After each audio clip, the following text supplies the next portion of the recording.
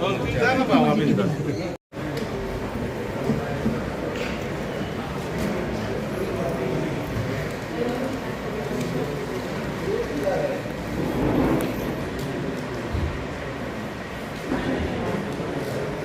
झाली काय नेमकं 4 महिन्याचा काय आढावा घेतला तुम्ही?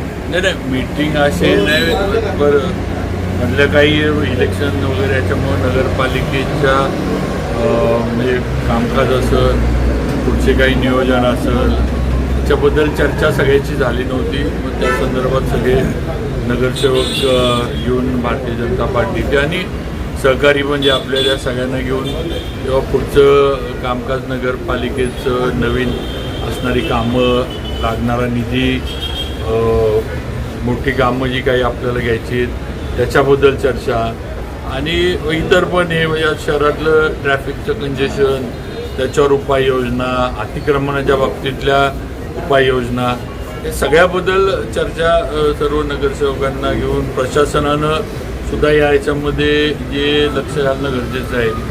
CO त्यांचे सर्व अधिकारी यांनीसुद्धा नुसतं नगरसेवकच नाही तर नगरसेवकांच्या बरोबर प्रशासन पण तेवढं ताकदीनं पाहिजे.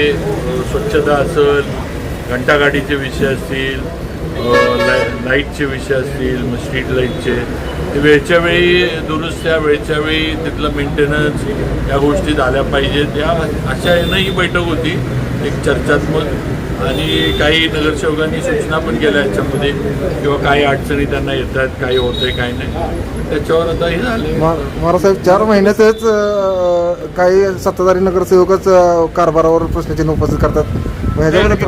तसं मी सगळ्यांना एक सांगितले की काम होत नसेल प्रभागामध्ये किंवा वारंवार सांगून प्रशासनाकडनं पण जर सहकार्य मिळत नसेल तर शेवटी जे चुकीचं हे ते बोलण्याचा अधिकार तुम्हाला सभागृहात आहे.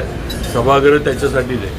पण मी उगाचच एकामेकाबद्दल कुठंतरी मनं कलुषित होतील किंवा असं न करता जे योग्य असेल ते सभागृहामध्ये मांडावं.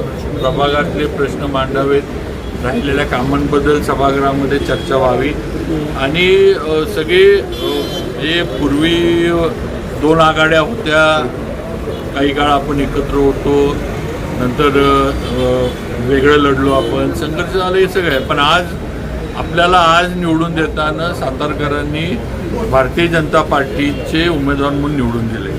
तेव्हा आज आता इथं आघाड्या कुणाच्याच नाही. मी असेल उदयनराजे असतील आम्ही सगळे भाजप म्हणून एकत्र काम करतोय. नगरसेवकांनी सुद्धा त्याच पद्धतीनं एकत्र काम केलं पाहिजे हे सगळ्यांना मी अगदी स्पष्ट सांगितलं. त्यामुळं आघाडी वगैरे हे जे पूर्वीचे विषय होते हे सगळ्यांनी डोक्यातनं काढून टाकावेत.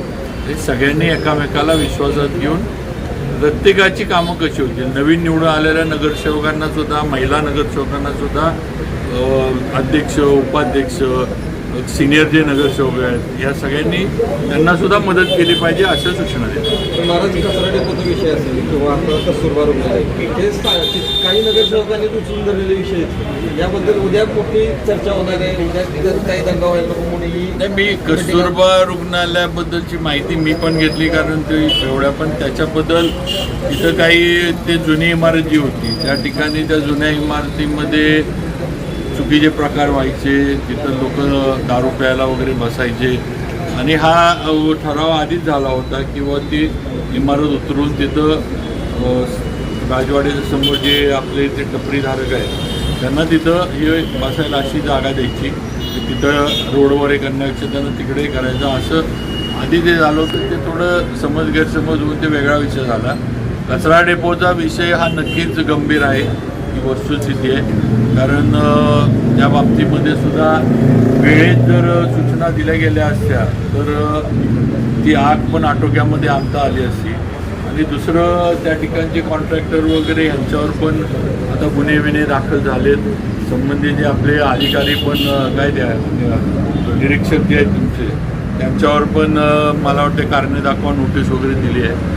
आणि पुढच्या याच्यातसुद्धा म्हणजे परत समजा असा प्रकार म्हणजे झाला नाही पाहिजे याच्याबद्दल विषय नाही पण झाला तरी तिथं फायरची जी काही सिस्टम आहे ती तिथं कायमस्वरूपी तयार असली पाहिजे.